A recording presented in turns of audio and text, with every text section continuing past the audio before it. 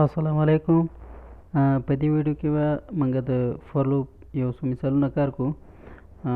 لومړی مثال موږ داسې یو مثال کارو، موږ به د یوزر څخه انپوټ کې نمبر اخلو. هغه نمبر چې کوم اخلو موږ به د هغې مجموعه پرنټ کوو. مثلا که چېرته موږ ته یوزر یو نمبر راکړي چې 4 5 3 5، نو موږ باید چې د هغې مجموعه په دې شکل سره چې 4 جمع 5 جمع 3 جمع 5، یعنې همدغه عددونه په خپلو کې سره جمع کړو او ریزلټ یې موږ وباسو.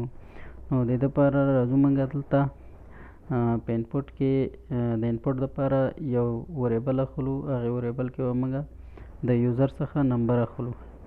بیا یو بل وریبل اخلو. په دې وریبل کې به موږ د ټوټل مساوي 0 دا 0 پکې ذخیره کوو او بعد هغې نه موږ یو رینج ورته ټاکو د فور لوپ په واسطه.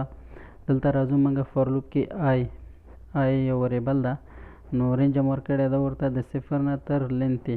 که چېرته موږ دلته ولیکو چې 4 پورې، نو داسې کار کېږي چې دغه 4 عدد دي 0 1 2 3، نو دا چې دا 3 عددونه موږ ته مجموعه راوباسي. که چېرته کوم کس موږ ته نمبر ډېر راکړي، مثلا دلته یو 2 نمبر نورې هم اضافه شي چې 5 6، نو بیا موږ نشو کولی چې د هغې مجموعه موږ په صحیح ډول سره وباسو، ځکه چې دا نمبر 6 دی، دلته موږ ته د 4 نمبرو مجموعه راوباسي.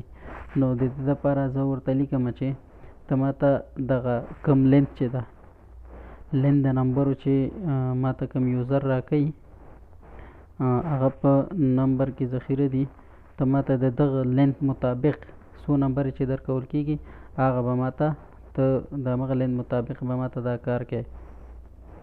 نو زه راځم اوس دلته دغه کوم ټوټل چې ده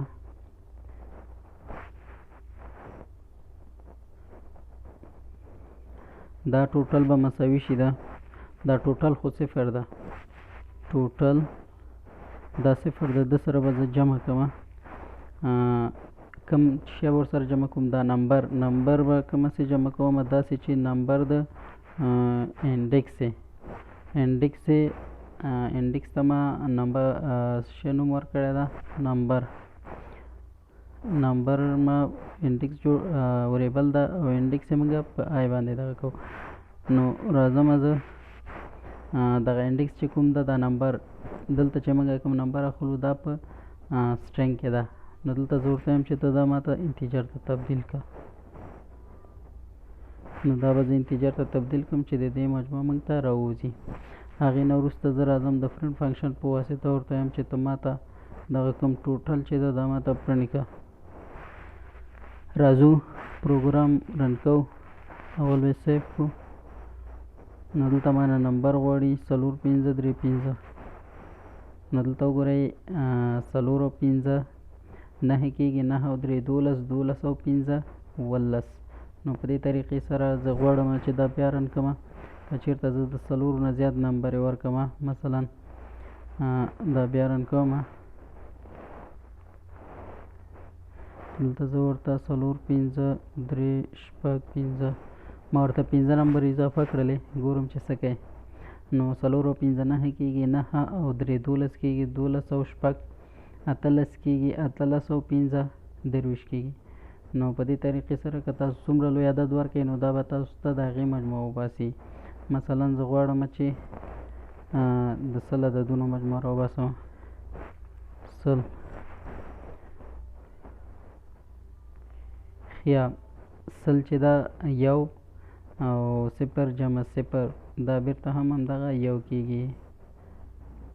نو راځو یو بل مثال ته. یو بل مثال حلو. په دې مثال کې به موږ د یوزر څخه د هغه نوم اخلو، بیا به د نوم اخیستو نه وروسته موږ به د هغې د نوم، مثلا که چېرته موږ ته یو نوم راکړي د هغې د نوم هر توری به موږ شمارو او هغه به موږ پرنټ کوو. نو راځئ دلته په مثال کې ګورو. لومړی به زه یو وریبل واخلم، په هغې کې به زه د یوزر څخه په انپوټ کې نوم واخلم. بعد هغې نه به زه یو بل وریبل واخلم ټیمپ په نوم، په دې کې به زه د هر وریبل چې زه هر کرکټر چې زه شمارم هغه دلته موقت وخت لپاره دلته ذخیره کېږي. بیا زه دلته فار لوپ کې جې مشخص کوم ورته د وریبل په شکل سره او رینج د 0 نه تر لینت نیم پورې، یعنی د دې نوم چې څو کرکټر وي هغه ټول. او بعد هغې نه زه راځم او ورته وایم که چېرته دغه نیم جې دا کوم وریبل چې ده دا په دغه کې ټیم کې موجود نه و، نو ته څه وکړه ما ته پرنټ کا د سټرینګ فارمیټینګ په مرستې سره نیم جې، او ته ما ته دا کوم انډیکس چې ده په دغه کې نیم کې د هغه به انډیکس پرنټ کړي. او بعد هغې نه مې ورته ویل چې نیم ډاټ کاونټ ته ما ته وشماره، چې شی وشماره همدغه نیم جې دا کوم انډیکس کې چې دا حرف ده دا ما ته وشماره او حساب یې که راته.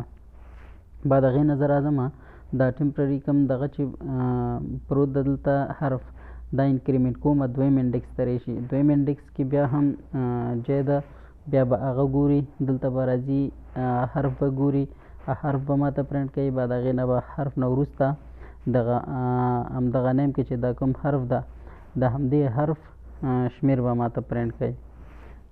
نو راځو دلته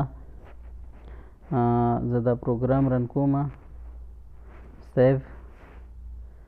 مثلا زه دلته یو نوم لیکم عمران الدین، نو زه غواړم چې په دې کې ما ته دا د دې هر یو توري حساب وکړي، ما ته وشمېري چې څو دانې دي او څو ځله راغلي دي. راځو انټر وکړي کاږو. دلته ګورئ آی چې کوم ده دا موږ ته 2 ځلې راغلی ده په دې نوم کې، ایم یو ځل راغلی ده، آر یو ځل، همداشان دا نور هم یو ځلې راغلي دي.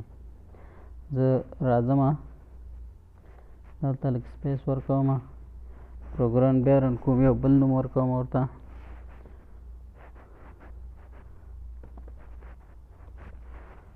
دا نوم ګورو چې څو ځلې پکې هر حروف راغلی، ا پکې 3 ځلې راغلی، بي 2 ځلې راغلی، او دا نور حروف چې دي یو ځلې راغلي دي. نو په دې طریقې سره تاسو کولی شئ چې د یو نوم حروف کوم حروف چې تکراري راغلي د هغې شمېر معلوم کړئ. هیله لرم چې له دې ویډیو څخه مو یو څه مفهوم ترلاسه کړی وي.